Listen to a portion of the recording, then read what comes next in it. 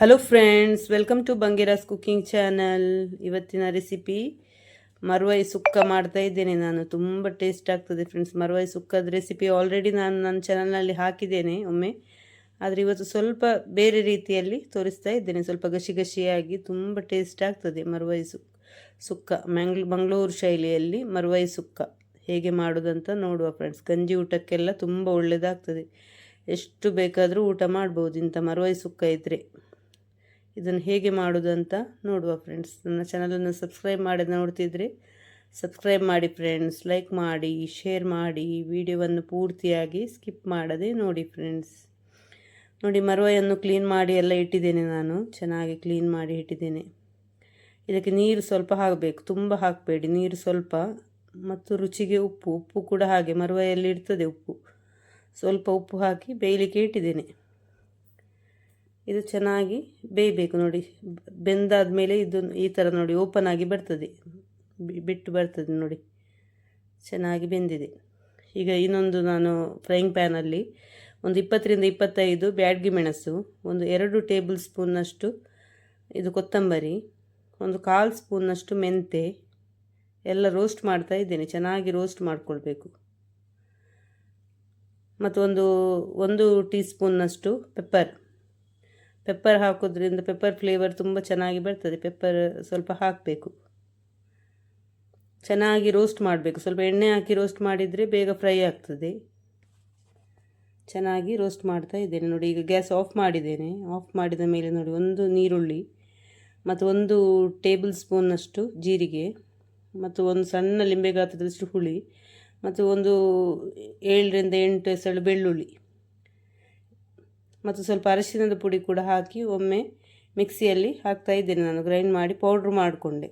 Powder ಮಾಡಿದ ಮೇಲೆ ಇನ್ನೊಮ್ಮೆ ನೀರು ಹಾಕಿ ಚೆನ್ನಾಗಿ ಪೇಸ್ಟ್ ಮಾಡ್ಕೊಳ್ತಾ ಇದ್ದೇನೆ. ಫಸ್ಟ್ ಪೌಡ್ರ್ ಮಾಡಿಕೊಳ್ಳಿ, ಆಗ ಬೇಗ ಪೇಸ್ಟ್ ಆಗ್ತದೆ ನಿಮಗೆ. ಮತ್ತೆ ಗ್ರೈಂಡ್ ಮಾಡಬೇಕು ನೋಡಿ. ಈಗ ಒಂದು ಫ್ರೈಯಿಂಗ್ ಪ್ಯಾನಲ್ಲಿ 1 ಕಪ್ಪಿನಷ್ಟು ತೆಂಗಿನ ತುರಿ ಮತ್ತು ಒಂದು ಸ್ವಲ್ಪ ಒಗ್ಗರಣೆ ಸೊಪ್ಪು ಹಾಕಿ ಚೆನ್ನಾಗಿ ರೋಸ್ಟ್ ಮಾಡ್ಕೊಳ್ತಾ ಇದ್ದೇನೆ.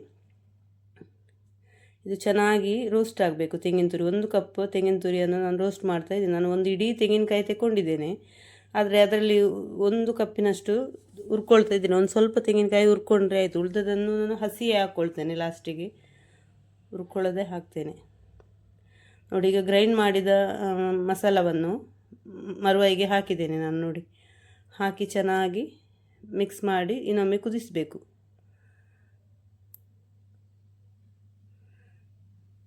ನೋಡಿ. ಚೆನ್ನಾಗಿ ಮಿಕ್ಸ್ ಮಾಡಬೇಕು. ಉಪ್ಪು ಸ್ವಲ್ಪ ಜಾಗೃತೆಯಲ್ಲಿ ಹಾಕಿ. ಮರವಾಯಿಯಲ್ಲಿ ಉಪ್ಪು ಇರೋದ್ರಿಂದ ತುಂಬ ಉಪ್ಪು ಹಾಕಬೇಡಿ, ಉಪ್ಪು ಬೇಗ ಜಾಸ್ತಿ ಆಗ್ತದೆ ನೋಡಿ. ಮಸಾಲೆ ಎಲ್ಲ ಚೆನ್ನಾಗಿ ಮಿಕ್ಸ್ ಮಾಡಿ ಒಂದು ಕುದಿ ಬರಲಿ. ಚೆನ್ನಾಗಿ ಕುದಿಸಬೇಕು ಇದನ್ನು ನೋಡಿ. ಈಗ ಕುದೀತಾ ಉಂಟು ನೋಡಿ. ಈಗ ನಾನು ಹುರಿದಿಟ್ಟಿರುವ ತೆಂಗಿನ ತುರಿಯನ್ನು ಹಾಕ್ತಾ ಇದ್ದೇನೆ. 1 ಕಪ್ ತೆಂಗಿನ ತುರಿಯನ್ನು ಹುರ್ಕೊಂಡು ಇಟ್ಟಿದ್ದೆ ಅಲ್ಲ ನಾನು, ಅದನ್ನು ಹಾಕ್ತಾ ಇದ್ದೇನೆ ನೋಡಿ. ಈಗ ಮತ್ತೆ ನಾನು ಉಳಿದಿರುವ ತೆಂಗಿನ ತುರಿ ಕೂಡ ಹಾಕ್ಕೊಂಡೆ. ಹಸಿ ತೆಂಗಿನ ತುರಿ ಇದು. ಒಟ್ಟಿಗೆ 1 ತೆಂಗಿನಕಾಯಿ ತಗೊಂಡಿದ್ದೇನೆ ನಾನು. ಅದರಲ್ಲಿ ಸ್ವಲ್ಪ ಹುರ್ಕೊಂಡು ಹಾಕಿದ್ದೇನೆ. ಇನ್ನೊಂದು ಸ್ವಲ್ಪ ಹಸಿನೇ ಹಾಕಿದ್ದೇನೆ, ರುಬ್ಕೊಳ್ಳಿಲ್ಲ ತೆಂಗಿನ ತುರಿಯನ್ನು. ಹೀಗೆ ತುರಿದೇ ಹಾಕಿರೋದು ನಾನು. ಹಾಕಿ ಚೆನ್ನಾಗಿ ಮಿಕ್ಸ್ ಮಾಡಬೇಕು. ತುಂಬ ಟೇಸ್ಟ್ ಆಗ್ತದೆ ಫ್ರೆಂಡ್ಸ್. ಈ ಥರ ಒಮ್ಮೆ ಮಾಡಿ. ಗಂಜಿ ಊಟಕ್ಕೆಲ್ಲ ತುಂಬ ಒಳ್ಳೆಯದಾಗ್ತದೆ. ಮರವಾಯಿ ಸುಕ್ಕ ಇಷ್ಟ ಇಲ್ಲದವರು ಯಾರೂ ಇಲ್ಲ. ಮಂಗಳೂರಲ್ಲಿ ಮರವಾಯಿ ಸುಕ್ಕ ಅಂತ ಇಷ್ಟ ಇಲ್ಲ ಅಂತ ಹೇಳುವವರು ಯಾರು ಕೂಡ ಇಲ್ಲ. ತುಂಬ ಸೂಪರಾಗಿ ಬರ್ತದೆ. ಒಮ್ಮೆ ಸಿಕ್ಕಿದರೆ ಟ್ರೈ ಮಾಡಿ ಫ್ರೆಂಡ್ಸ್. ಮರವಾಯಿ ಸುಕ್ಕ ನೋಡಿ ಎಷ್ಟು ಚೆನ್ನಾಗಿ ಬಂದಿದೆ ನೋಡಿ. ಮರವಾಯಿ ಸುಕ್ಕ ಇದರ ಗಸಿ ಇದ್ದರೆ ಸಾಕು, ಎಷ್ಟು ಸಹ ಊಟ ಮಾಡ್ಬೋದು ನೋಡಿ. ಸ್ವಲ್ಪ ಮುಚ್ಚಿಡ್ತೇನೆ ಚೆನ್ನಾಗಿ ಕುದೀಲಿ ಅಂತ ಹೇಳಿ ನೋಡಿ. ಈಗ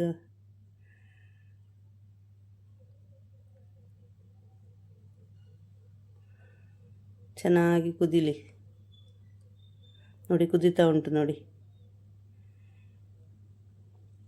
ತುಂಬ ಸೂಪರಾಗಿದೆ ಬಂದಿದೆ ಫ್ರೆಂಡ್ಸ್. ಕೆಲವರು ಇದನ್ನು ಚಿಪ್ಪನ್ನಿಗೆ ಕಟ್ ಮಾಡಿ ಕೂಡ ಹಾಕ್ತಾರೆ. 2 ಹೀಗೆ ಕತ್ತಿಯಲ್ಲಿ ಕಟ್ ಮಾಡಿ. ನಾನು ಹೀಗೆ ಫುಲ್ಲೇ ಹಾಕಿದ್ದೇನೆ. ಒಂದು ಚಿಪ್ಪಿಯನ್ನು ಕೆಲವರು ಬಿಸಾಕ್ತಾರೆ. ಅಂದರೆ ಒಂದರಲ್ಲಿ ಮಾತ್ರ ಮಾಂಸ ಇರ್ತದೆ, ಒಂದು ಸೈಡಲ್ಲಿ ಮಾಂಸ ಇರುವುದಿಲ್ಲ. ಹಾಗಾಗಿ ನಾನು ಫುಲ್ ಹಾಕ್ಕೊಂಡಿದ್ದೇನೆ. ಅಂದರೆ ನಮ್ಮ ಮನೆಯಲ್ಲಿ ಚಿಪ್ಪೆ ಎಲ್ಲ ಇದ್ದರೆ ಉಂಟಲ್ಲ ತುಂಬ ಇಷ್ಟಪಡ್ತಾರೆ, ಅದಕ್ಕಾಗಿ 2 ಕೂಡ ಹಾಕಿದ್ದೇನೆ. ನಿಮಗೆ ಬೇಕಿದ್ದರೆ ಒಂದು ಸೈಡ್ ತೆಗಿಬಹುದು, ಒಂದು ಸೈಡಲ್ಲಿ ಮಾಂಸ ಇರ್ತದೆ, ಒಂದು ಸೈಡಲ್ಲಿ